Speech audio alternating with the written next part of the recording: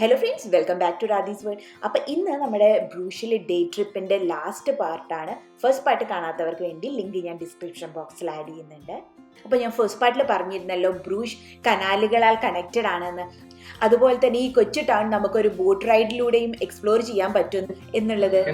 ഏകദേശം 30 മിനിറ്റാണ് ഈ ഒരു ബോട്ട് ടൂർ. ഇതിനു വേണ്ടിയുള്ള ടിക്കറ്റ് നമുക്ക് ഓൺ ദ സ്പോട്ടിൽ തന്നെ ഇവിടെ നിന്ന് കൗണ്ടേഴ്സിന് മേടിക്കാൻ പറ്റും. അപ്പം നമ്മളും ഒരു ബോട്ട് ടൂർ എടുക്കാൻ പോവുകയാണ്. അപ്പം നമ്മുടെ ടൂർ ഗൈഡ് ബോട്ടിലുള്ള ആളുകൾ ഏറ്റവും കൂടുതൽ സംസാരിക്കുന്ന ഭാഷ ഏതാണ് എന്നാണ് ചോദിക്കുന്നത്. അതിനനുസരിച്ച് പുള്ളിക്ക് കാര്യങ്ങൾ എക്സ്പ്ലെയിൻ ചെയ്ത് തരാൻ വേണ്ടിയിട്ടാണ്. അങ്ങനെ ഇംഗ്ലീഷും ഡച്ച് ഭാഷയിലും കാര്യങ്ങൾ എക്സ്പ്ലെയിൻ ചെയ്ത് തരാമെന്ന് പുള്ളി പറഞ്ഞു.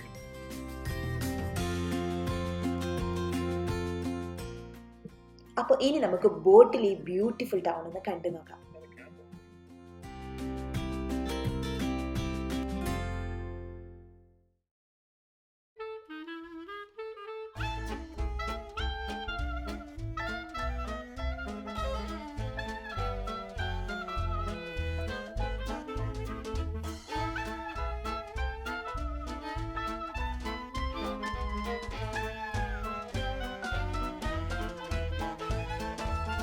Dus welkom aan boord.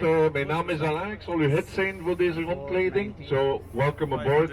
My name is Alan. I'm going to be your guide for the tour. Yes. Yeah. We beginnen hier met het prachtige Belfort voor ons. Dat is 185 meter hoog, een oude wachttoren. 366 stapjes naar boven. Dat is misschien iets voor te doen morgen na het ontbijt.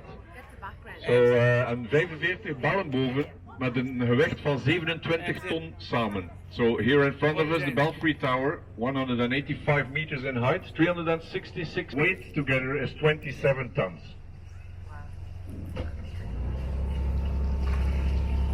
You hear me loud and clear in the back? Verstaan jullie mij goed allemaal, ja?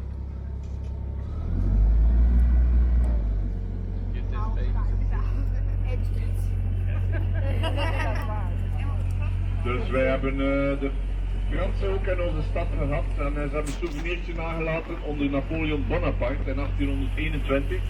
Voorbij de brug rechts gaat u de vismarkt zien in imperialistische stijl. So here on the right we have a little souvenir from the French who were in Bruges in 1821 under Napoleon Bonaparte. He left us fish markets in imperialistic style. Je had het beter zien en terugkeren met de pilaar. So ladies and gentlemen, here in front of us the 12th and 3rd century May bridges, the oldest bridges in town, and they are almost ready to collapse any time now. Every time we pass those bridges is a good moment.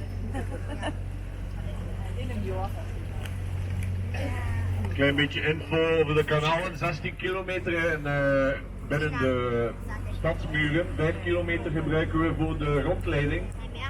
En tussen 1 en 3 meter van diepte. So little info.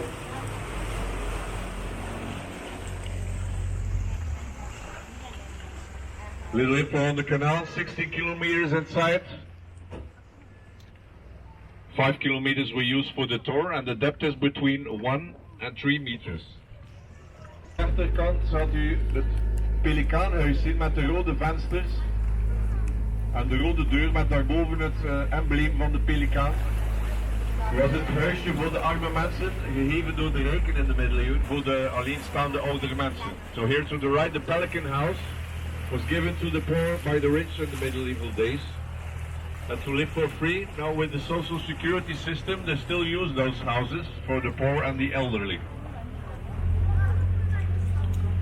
Hier naar rechts de connectie met het kanaal Gent-Oostende, 45 kilometer naar Gent. Here to the right the connection with the canal Gent-Oostende, 45 kilometers.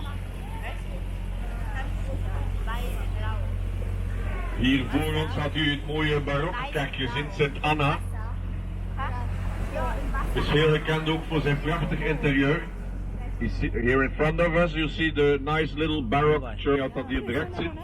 For the people who don't know where the logo from McDonald's comes from, it's also from Bruges.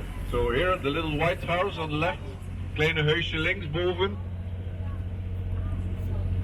Voilà. Niet vergeten, don't forget, it started in Bruges. Zo, links het grote gebouw en het wit is een post-universitair specialisatie, €15.000. En hier worden de toekomstige politiekers en economisten gevormd. Tot hiertoe nog geen goede job gedaan. Hè. So here to the left, the post-university building, the College of Europe. 1 year, 15,000, specialization year. Here they form the future politicians and economists of Europe. Till now they didn't do a good job.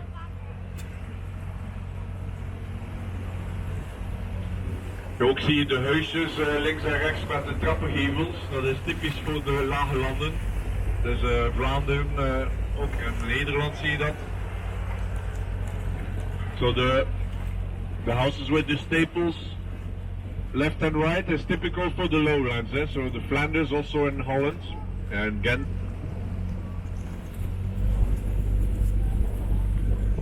Als we hier rechtdoor gaan, komen we uit.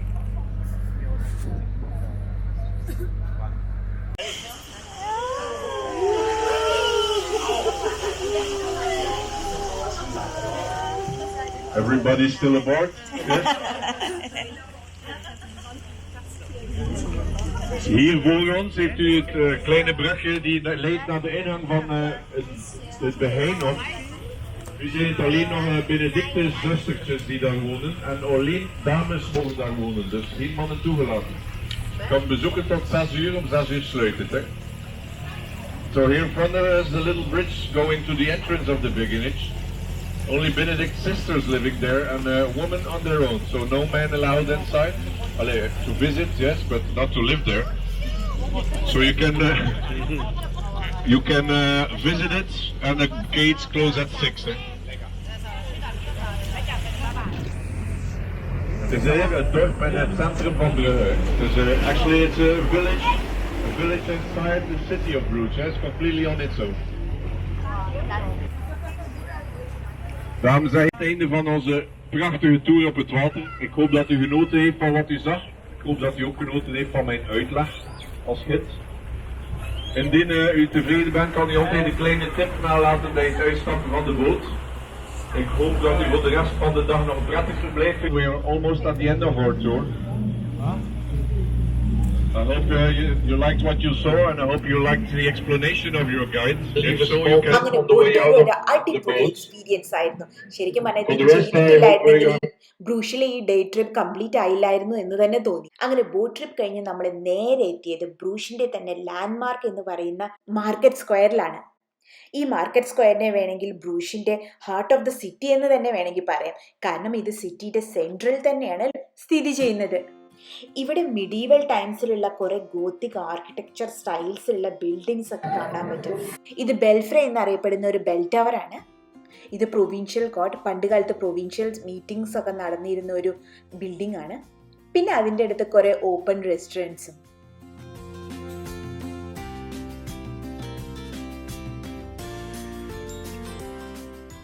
ഇപ്പം സമയം ഏകദേശം ഒരു 2:30 മണിയായിട്ടോ. നമ്മൾ ലഞ്ചൊന്നും കഴിച്ചിട്ടുണ്ടായിരുന്നില്ല.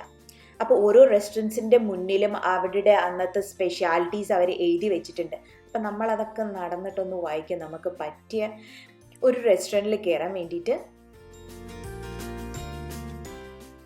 അങ്ങനെ ഒരു restaurant നമുക്ക് ഇഷ്ടമായി. അപ്പം നമ്മൾ അവിടെ കയറി ഫുഡ് ഓർഡർ ചെയ്തു. പിന്നെ ബെൽജിയത്തിൽ വന്ന അവിടുത്തെ ഫ്രഞ്ച് ഫ്രൈസ് ട്രൈ ചെയ്യാതിരിക്കാൻ പറ്റില്ലല്ലോ. കാരണം പേര് ഫ്രഞ്ച് ഫ്രൈസ് എന്നാണെങ്കിലും ഫ്രഞ്ച് ഫ്രൈസ് ഒറിജിനേറ്റ് ചെയ്തിരിക്കുന്നത് ബെൽജിയത്തിലാണ്. ഈ കാര്യം ആർക്കൊക്കെ അറിയാം? എനിക്ക് സത്യം പറഞ്ഞാൽ ഇവിടെ വരുന്നതിന് കുറച്ച് മുന്നാട്ടോ മനസ്സിലായത്. അങ്ങനെ ഫുഡൊക്കെ കഴിഞ്ഞ് നമ്മൾ ഇനി സ്റ്റേഷനിലേക്ക് തിരിച്ച് നടക്കുകയാണ്. അങ്ങനെ പോകുന്ന വഴിക്ക് സ്ട്രീറ്റിൽ നമ്മളൊരു വാഫിൾസ് ഷോപ്പ് കണ്ടു. അപ്പം ബെൽജിയത്തിൽ വന്നാൽ ട്രൈ ചെയ്യേണ്ട ഒരു ഫുഡാണ് ബെൽജിയം വാഫിൾസ്. അതിൽ നമുക്ക് പല ടോപ്പിംഗ്സ് ആഡ് ചെയ്തിട്ട് മേടിക്കാൻ പറ്റും.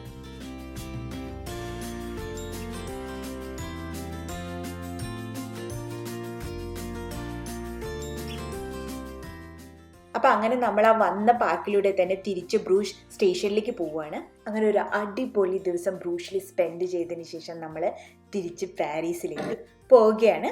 അപ്പം നമ്മൾ ബ്രൂഷിൽ ഒരു ദിവസം സ്പെൻഡ് ചെയ്തിട്ടില്ലെങ്കിലും അവിടുത്തെ മേജർ അട്രാക്ഷൻസ് ഒക്കെ നമുക്ക് കാണാൻ പറ്റി. അപ്പം അങ്ങനെ ഒരു രാത്രി 8 മണിയോടുകൂടി നമ്മൾ തിരിച്ച് പാരീസ് റെയിൽവേ സ്റ്റേഷനിലെത്തി.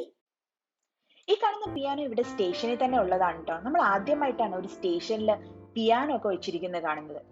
അങ്ങനെ എന്തായാലും എല്ലാവർക്കും ഇന്നത്തെ ബ്രൂഷിലെ വിശേഷങ്ങൾ ഇഷ്ടമായെന്ന് വിചാരിക്കുന്നു.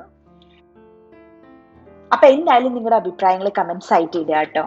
അപ്പൊ ആരെങ്കിലും എന്റെ ചാനൽ ആദ്യമായിട്ടാണ് കാണുന്നതെങ്കിൽ അല്ലെങ്കിൽ ഇതുവരെ സബ്സ്ക്രൈബ് ചെയ്തിട്ടില്ല എങ്കിൽ സബ്സ്ക്രൈബ് ചെയ്യാനും അതുപോലെ അതിന്റെ അടുത്തുള്ള ബെൽ ഐക്കൺ പ്രസ് ചെയ്ത് വെക്കാനും മറക്കണ്ട കേട്ടോ.